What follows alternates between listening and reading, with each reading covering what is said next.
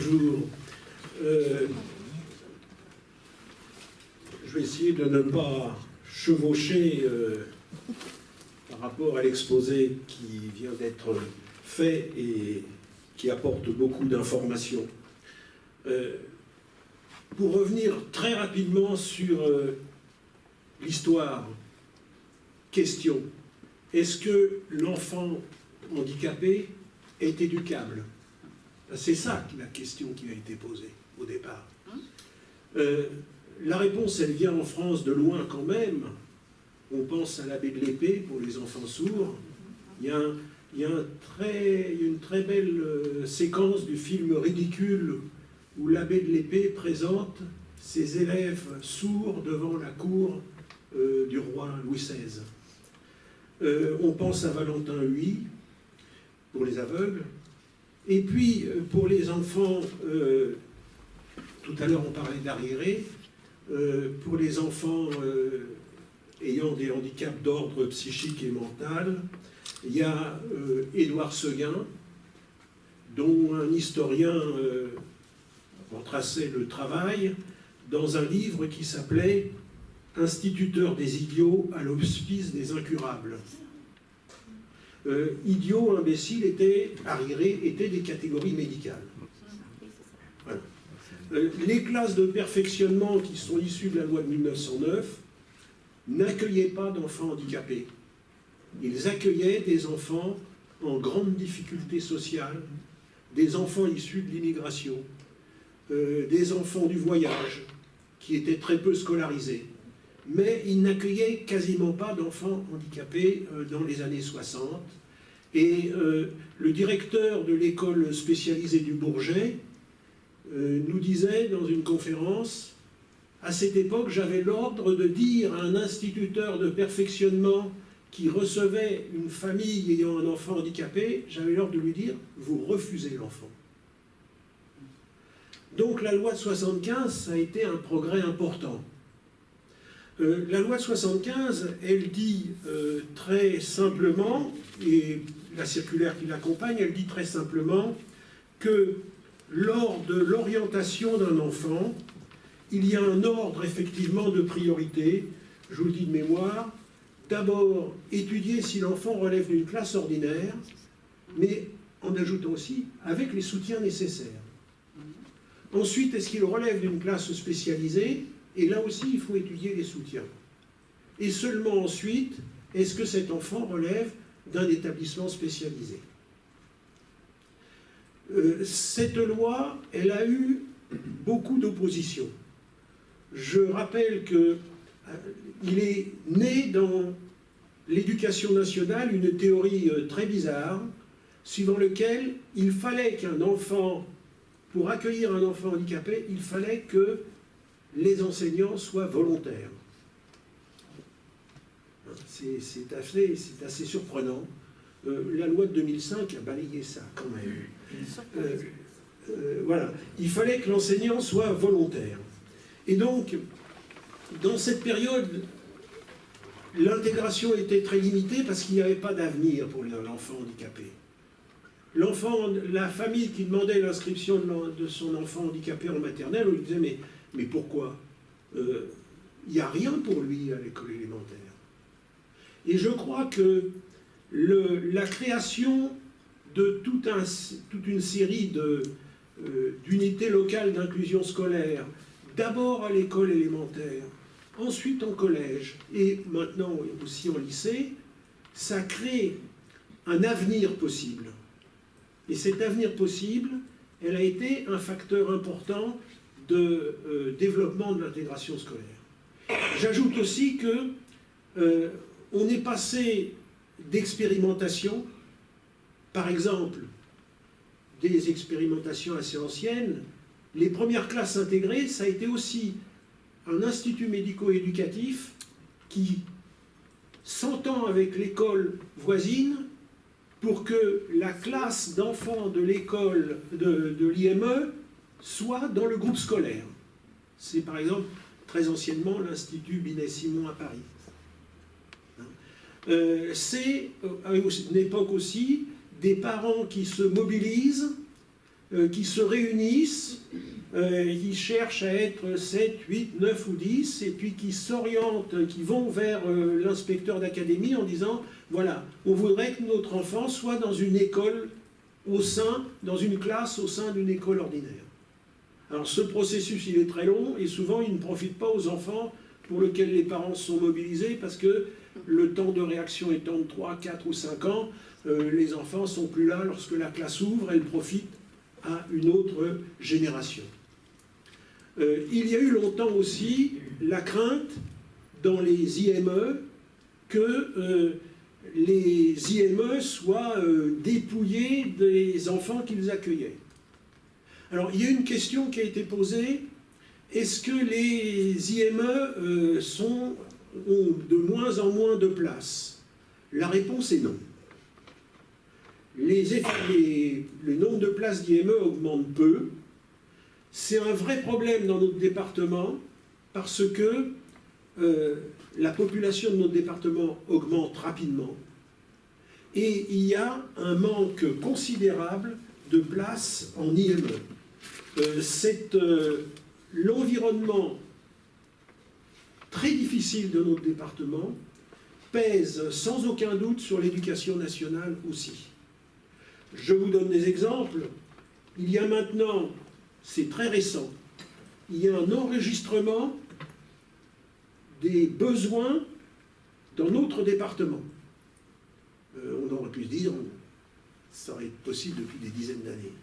Alors, je vous donne les résultats. Vous voyez, c'est des données d'octobre 2022. IME et tous les établissements spécialisés, globalement, il y a 1600 places sur notre département. Et la colonne usagers en recherche active, 2500. C'est-à-dire, il y a plus d'usagers, comme on dit, en recherche active que de places déjà occupées. Et donc, un nombre important d'enfants qui sont en attente d'une place en IME se trouvent, faute de place, en classe ordinaire, en Ulysse, en SECPA, en Belgique, ou, encore plus scandaleux, si je puis dire, à la maison. Des familles qui vivent dans l'angoisse d'avoir un enfant qui ne bénéficie pas d'un processus, que ce soit d'éducation ou de scolarisation, et pour lequel la compensation, c'est finalement une augmentation de l'allocation d'éducation de l'enfant handicapé.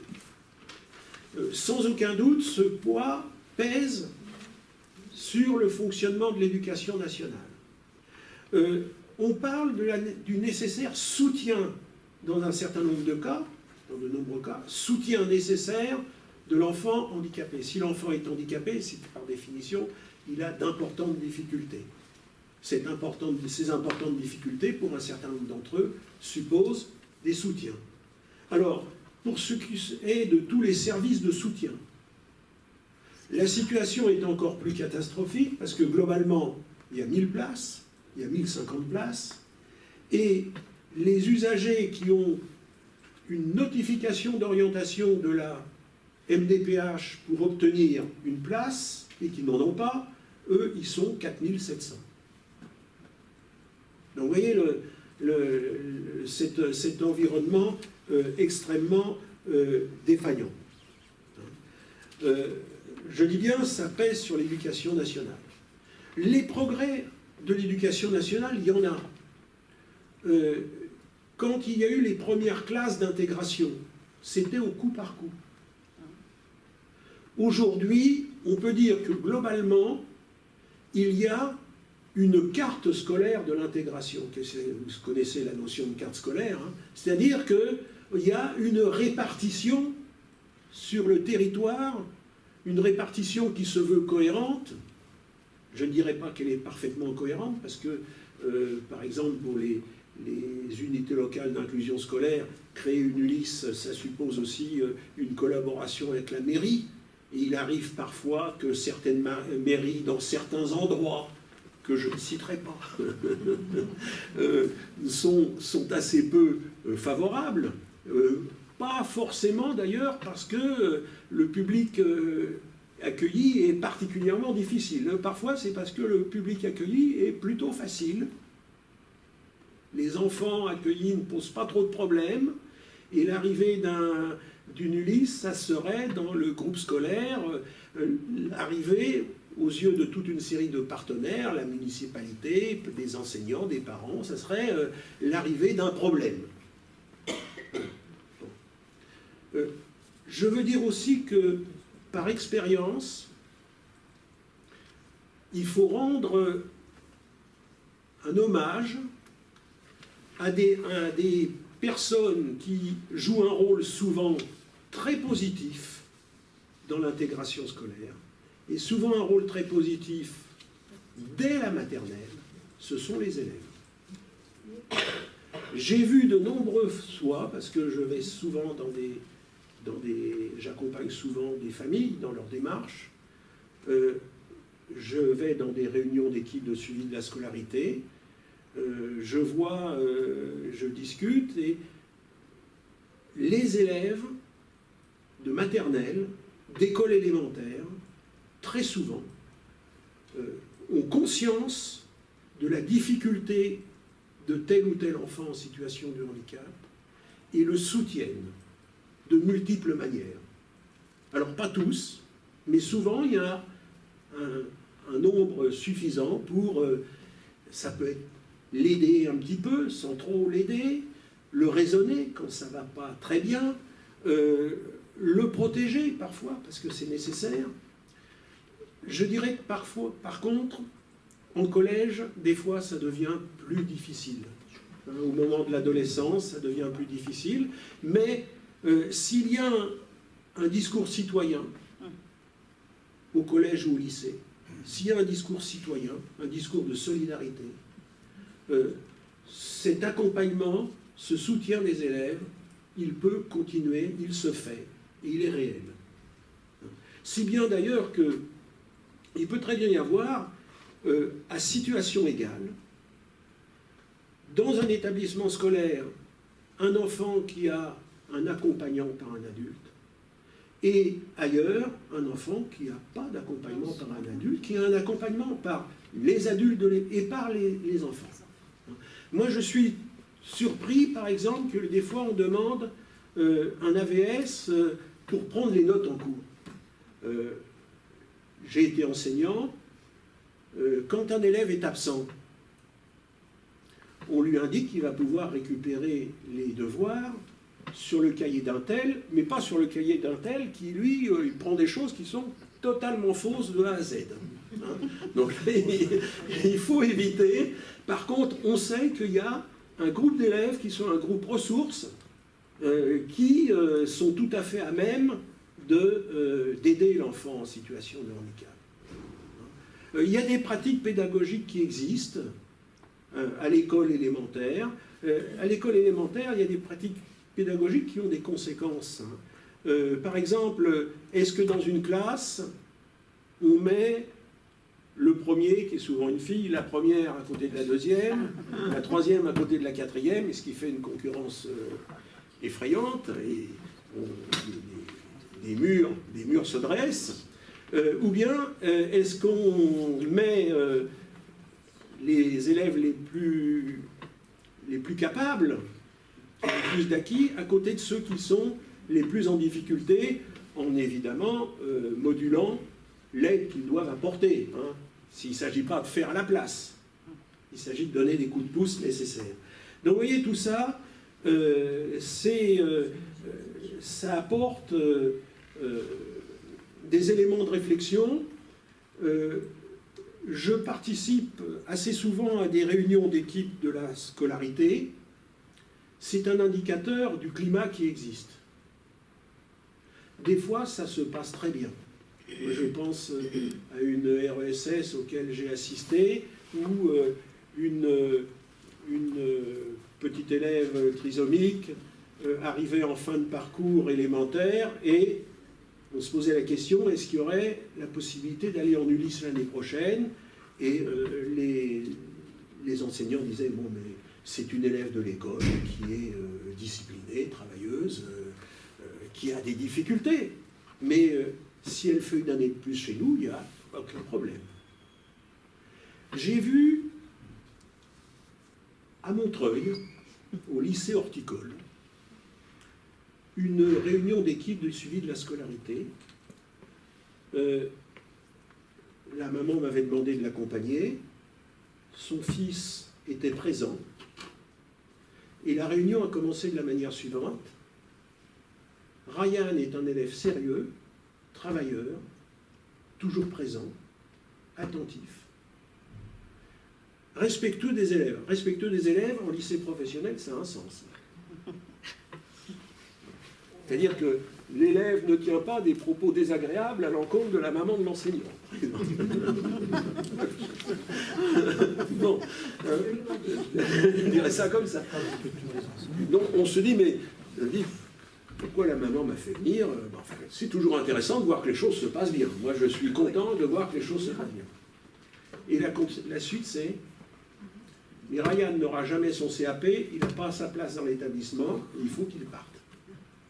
Et nous avons eu exactement la même situation devant la commission des droits et de l'autonomie des personnes handicapées, où la mère d'un élève de la même Ulysse venait demander une orientation en IM-Pro parce que son fils était rejeté par l'établissement. Évidemment, l'agence régionale de santé, la représentante de l'agence régionale de santé faisait des bons en l'air parce que, vu la pénurie tragique de places en IME et en IM-Pro dans le département, on ne peut pas gaspiller les places existantes. Hein. C'est pénaliser gravement d'autres enfants. Excusez-moi juste. Allez-y. Faut que je me permette d'intervenir parce que j'étais enseignante référente pour la scolarisation des élèves en situation de handicap. Et ce que vous venez de dire, il manque des informations. Il y a tout ce côté émotionnel. Mais en horticulture, par exemple, parce que j'ai des élèves qui sont partis là-bas, c'est vraiment pour parler, mais partout en mécanique, il y a une dangerosité. Oui. Et que parfois, quand l'enseignant, la coordinatrice ou le coordinateur du lycée en horticulture dit qu'il n'a pas sa place, c'est plutôt par rapport à la gestion des outils, à la gestion du travail qu'il va falloir faire ensuite pour sortir avec son CAP. Donc c'est juste ça, je voulais vous dire que ce n'était pas un refus de ce jeune homme qui est bien intégré, qui est adorable et qui justement, c'est un vrai plaisir de l'accueillir par rapport au petit personnage dont vous nous avez parlé. Mais là, en horticulture ou ailleurs, il faut utiliser des outils, il faut couper, il faut tailler, il faut aussi peut-être physiquement se bêcher, enfin, vous voyez, et parfois il n'a pas sa place, juste parce que il y a le travail manuel qui peut pas se faire. Vous voyez ce que je veux dire, hein? Pour qu'il y ait plus davantage, je vais aborder un dernier point, d'un débat général qui existe dans la société. C'est le débat sur la désinstitutionnalisation. Je vous ai dit tout à l'heure qu'il y a un manque de place considérable dans notre département, dans les IME et ailleurs, dans les foyers pour personnes adultes. Il faut savoir, dans notre département, il y a quasiment 500 personnes adultes qui sont en Belgique. Il y a la théorie de la désinstitutionnalisation, il y a un courant qui existe d'ailleurs au niveau international, comme quoi les personnes en situation de handicap seraient enfermées dans des institutions et que tout irait mieux si il n'y avait plus d'institutions. Je pense que la diversité des situations de handicap doit aboutir à ce qu'il y ait des propositions qui vont du maximum d'inclusion et d'intégration, avec des soutiens, à un maximum d'accompagnement. Il y a des personnes qui ont besoin d'une présence, d'une aide, 18 heures, 20 heures, 24 heures sur 24. Et si cette aide n'est pas faite par une institution qui doit être ouverte, elle est faite par des aidants familiaux, parce que le thème aussi actuel dans la société, c'est les aidants familiaux, par des aidants familiaux qui avancent en âge et qui s'épuisent. Une personne handicapée âgée de 50 ans, elle a des parents qui ont 70, 75, 80 ans et qui doivent poursuivre un accompagnement aux dépens de leur santé. Et d'ailleurs aujourd'hui, le système via trajectoire qui gère les places est amené en raison de la pénurie à prioriser les situations. Alors qu'est-ce que c'est dans ce cadre-là l'ouverture et...